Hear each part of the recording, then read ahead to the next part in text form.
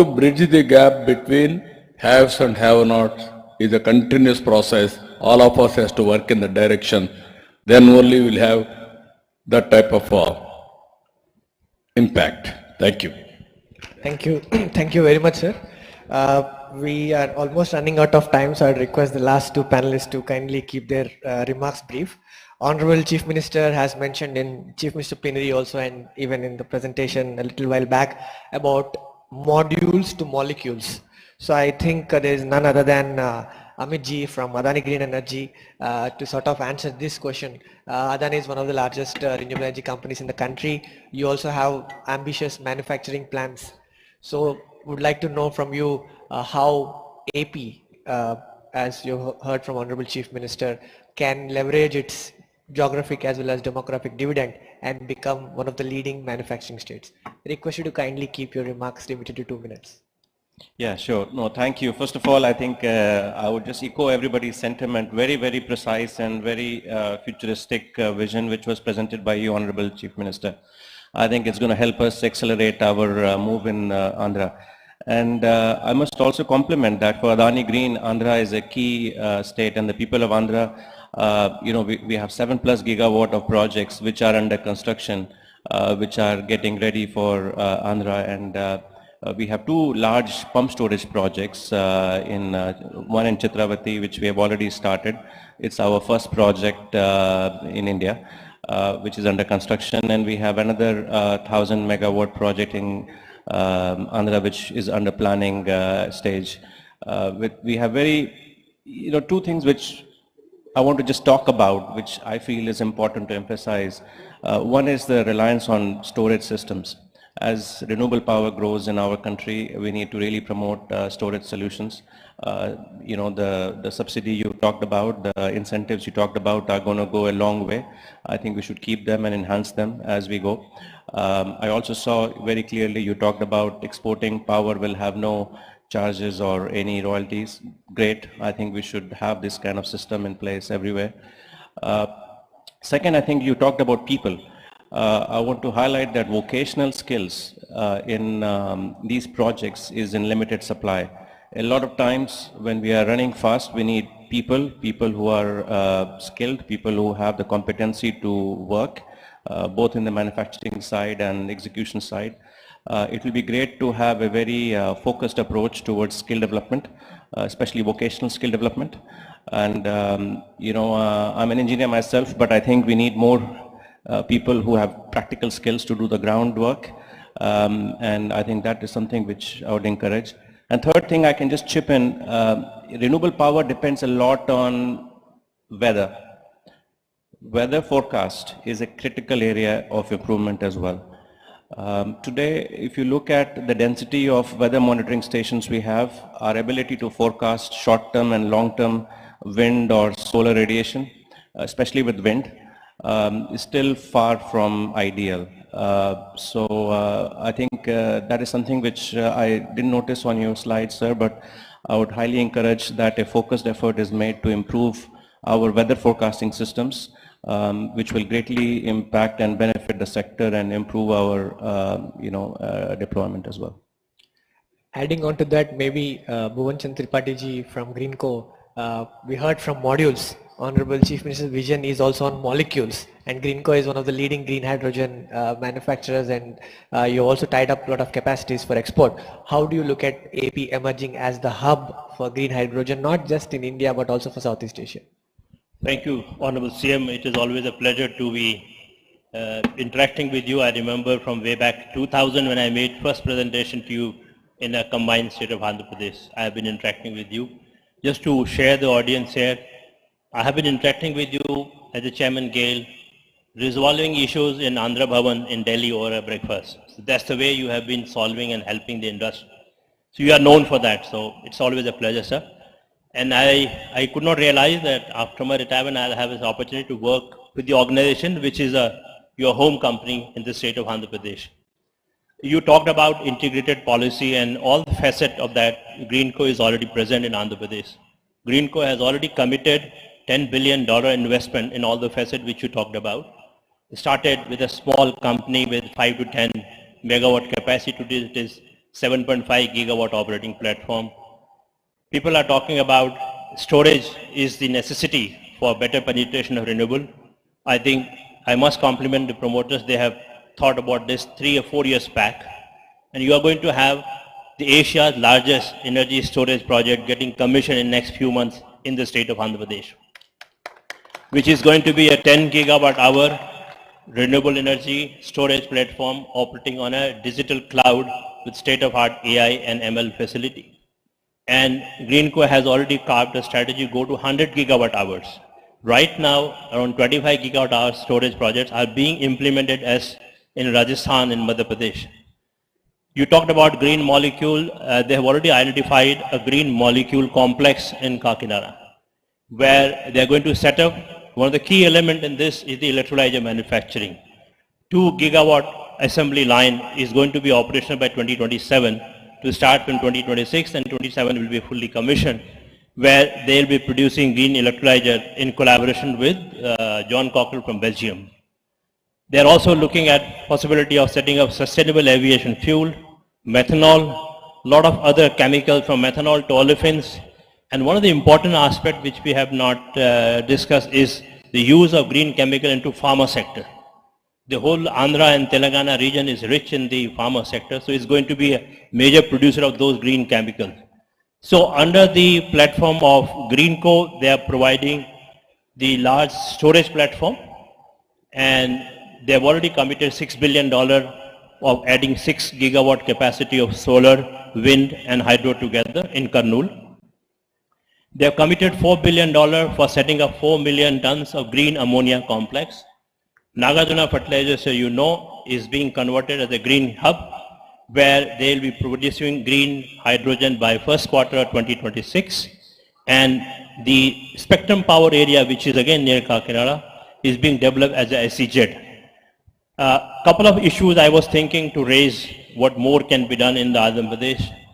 I think the subject is so important, and it is a sunrise sector, as you rightly said. This is going to be a revolution of green energy. Probably this kind of session needs more attention, more discussion. I would request a focused discussion in the state of Andhra Pradesh later on, where you may like to invite all the industry players, what more can be done, where we spend more time in going into the detail. I was thinking to request you for facilitating the aggregation of land, which you already talked about in your proposed policy.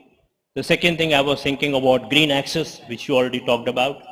Third was providing a skilled resource. I know Andhra Pradesh has a huge talent pool, but they need to be trained and skilled to the new form of energy, new form of industry, where you already talked about skill council. I think the industry will be looking for this policy to be announced soon, and definitely a focused discussion on this, where you could really spend more time. I know you have a shortage of time, so I would like to stop here. And Greenco, being already a home company to Andhra Pradesh, has already committed almost $10 billion going forward from here to 2028. Thank you. Thank you. As you rightly mentioned, one is Amit Singh, vocational skills, weather forecasting, either wind or solar radiation, all these things. Now, slowly it is coming, it is there, but we have to perfect, we have to go in how to predict accurate. That is where we are thinking. Now we have to tell us where to keep all these things. State government is very keen to put all these things. Now we are going for weather forecasting. We are going different websites, different countries also we are following. Even till today, people are unable to predict exact rainfall. That problem still persists. Broadly, indicators are coming. Sometimes that indicators also deviating. I don't mind this also wind and solar radiation, how far they are able to do. If you can guide us, we'll go all out, we'll establish. One is for industry, it will be useful for solar, and also for guiding the people continuously. Against in summertime, warning, all these things, it will be useful, we can work it out. Tripathi has rightly mentioned, long back I used to tell him, as you rightly mentioned, we have gone energy auditing also, long back. Even Gale pipelines, there were some leakages. Then I asked them, why can't you put it sensors? That is how we forced him to put it sensors and control room. Thereby no accident should happen. That is how we have gone at that time. So with all these things, as you rightly mentioned, we will have similar sessions continuously. This is the latest technologies up to green energy, which are all the innovative ideas. How to go reduction of cost in generating power, high efficiency, and also cost reduction in raw materials, domestic, how to go about, that is one. Second one, downstream industries, how to make it more viable. Except you, others are also working. I am 100% confident it will happen. Now people are saying green energy means 2x or green hydrogen means 2x. How to reduce that and ultimately how to go about cost reduction or optimization solutions. That is very, very important.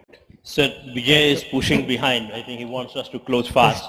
That's why I requested it needs some more time, because from green electron to green molecule, the spin-off benefit of molecules are much larger than pure electricity. The impact in the society and the value addition into molecule going into downstream chemistry, replacing all the polymers, plastics, pharmaceuticals, agri-chemicals. There is a huge opportunity, and Andhra could be a hub for all those green molecules. That's what I wanted, to have more time and discussion in the state. One more session, we'll discuss all these things. Thank you. I am also learning, I am a student. Always I am saying, life is a continuous learning process. If you stop learning, then diminishing returns will start. So I am a good student, I will listen to you and then I will implement everything. Thank you. Thank you very much, sir. We found out that in today's panel discussion that AP is not just Andhra Pradesh, but it's also a state of abundant potential. But from Honorable Chief Minister's leadership, we now know it is capital for accelerated progress. I would now request Honorable Chief Minister to kindly felicitate all the panelists.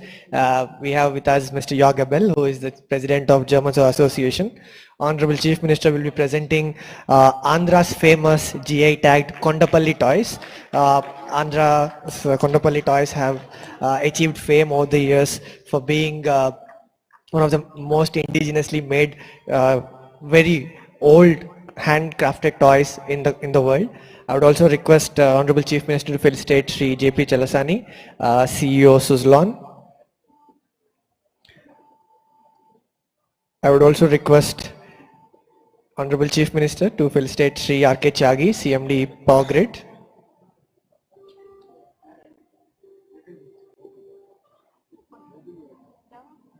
It's also my pleasure now to invite Mr. Suman Kumar. I would request Honorable Chief Minister to also felicitate Mr. Suman Kumar, CEO Avron.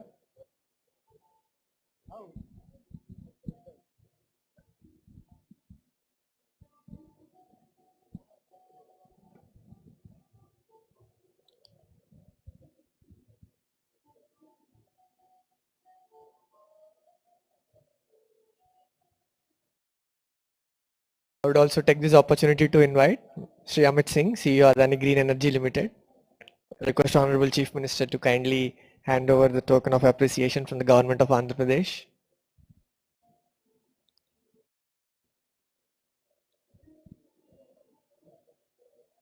I'll also request Shri Bhuvanchand Tripathi ji to kindly join us on the stage. Honorable Chief Minister Chandrababu Naidu garu request you to kindly felicitate Shri Tripathi garu.